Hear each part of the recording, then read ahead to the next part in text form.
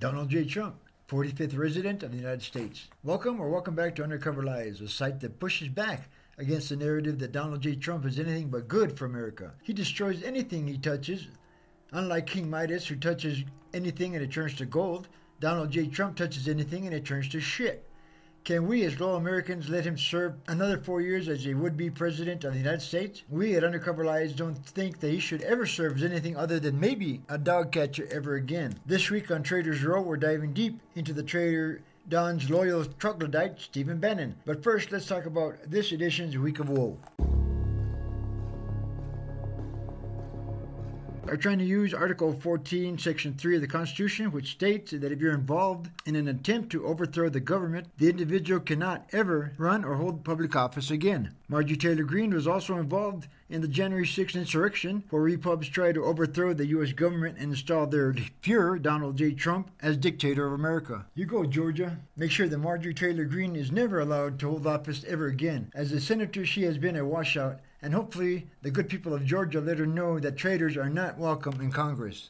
Also in this edition's Week of Woe, it appears that the Ukrainians are turning Putin's war into a kill zone for the Russian troops, because NATO has said that over 15,000 Russian soldiers have been killed in the war's 4 weeks of battle, which is putting Putin's reign in jeopardy. The oligarchs seem to be stirring, and Putin does not like that they are looking to remove him from office. I doubt that Putin will go quietly, so the oligarchs should be prepared for retaliation should they try to remove Putin.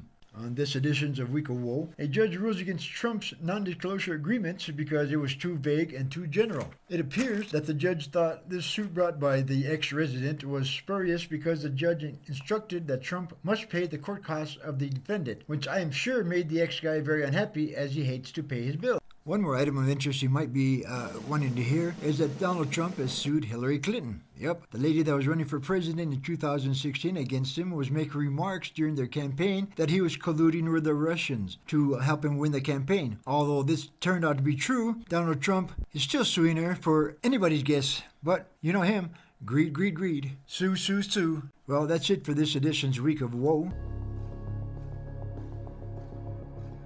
Tune in again next week. In the meantime, let's look at Traitors Row. This week we're analyzing Steve Bannon, Donald J. Trump's one troglodyte that did anything for him and the one that Trump always went to do his dirty work. Stephen Kevin Bannon was born on November 27th, 1953. So you would think that being 68 years old, he would know better than to help incite an insurrection. But he's another example of the dirtbags that Trump surrounds himself with. Bannon is an American media executive, a supposed political strategist, and a former investment banker. I wonder why he is a former investment banker. Did he steal from the banks as he did from the people donating money to the We Build the Wall Foundation? He was charged with misusing donations for Trump's wall in August 20th, 2020. President Donald Trump's former chief strategist, Steve Bannon, has been arrested and charged with fraud and money laundering. Mr. Bannon and 3 other men are accused of diverting hundreds of thousands of dollars from an online fundraising campaign to build a wall on the US border with Mexico. You may remember that was perhaps Mr. Trump's single biggest campaign pledge. The money was allegedly used for personal expenses. Chris McGarrian, the LA Times White House reporter, comments, "It's extraordinary how many people close to President Trump have become felons. Michael Cohen, Paul Manafort, Rick Gates, Michael Flynn, Roger Stone. Now Steve Bannon has been arrested and charged in a fundraising scheme." Well, the Build the Wall campaign received more than $25 million in donations, and the public was assured that all of the money would go towards building a border wall. He had served as Trump's top political advisor during the 2016 campaign, and following that he served as White House chief strategist until August 2017. So after his indictment, Trump pardoned him, so he never had to serve a day in prison. So feeling entitled, and being white, the most entitled, he helped Trump plan, fund, and set in motion the insurrection of January 6, 2021, along with several Republican senators and Republican congressmen and women, and several violent racist organizations in America such as MAGA, QAnon, Proud Boys, Boys is Right, and Oath Keepers. What oath? The one to help uproot our democracy for Donald Trump? This troglodyte was there at the planning sessions at the Hotel Willard in downtown D.C., where scenarios were outlined for denying Biden his victory over Trump. So he knows just about every illegal deed that Donald J. Trump and others did on January 6th and before that date. The hooligan committed treason in order to help keep Donald J. Trump in office as virtual dictator of America. What was his reward to be for betraying his country? That is not known, but I am sure it was to be a doozy. Since as Bannon knows just about everything leading up to January 6th, his presence was requested before the January 6th Select Committee. He denied the invitation and did not appear before them as requested, saying Trump still held executive privilege. Former President Trump's one-time chief strategist now staring down the possibility that he'll go to jail for defying the committee's subpoena. Bannon has refused to turn over any evidence and refused to testify about his communications with Mr. Trump leading up to that deadly insurrection. He cited executive privilege asserted by the former president. So he couldn't divulge anything. This is not true because Diaper Don told him to go ahead and testify except for certain conditions. But Bannon stood firm at no. So a warrant was issued for him because of the committee held him in contempt of Congress.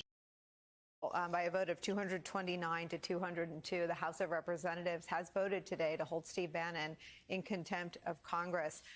He was indicted by a federal jury on November 12, 2021.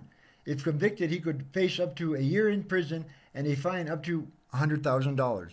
The indictment would be a first. So far, no one has been prosecuted for contempt of Congress when executive privilege is asserted. But Biden blew them out of the water by stating only the incumbent president has executive privilege. Bannon was released on his own recognizance that day and did not have to post bail. A trial date has been set for July 18, 2022, before U.S. District Judge Carl N. Nichols. We at Undercover Lies cannot know the outcome of Bannon's contempt charge, but he was indicted in December.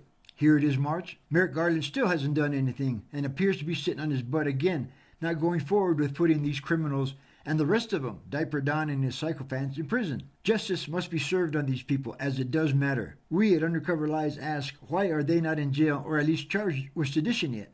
It appears that Biden made a wrong choice in picking Merrick Garland to run the DOJ. As always, thank you for visiting with us today. We really do appreciate being able to spread the news that the king wears no clothes. As an ugly sight as that would be, come back again next week for another edition of Undercover Lies. In the meantime, hit the like button until it is black and blue, and subscribe if you love hearing of Diaper Don's downfall. See you again next week, and as always, remember, America needs your vote.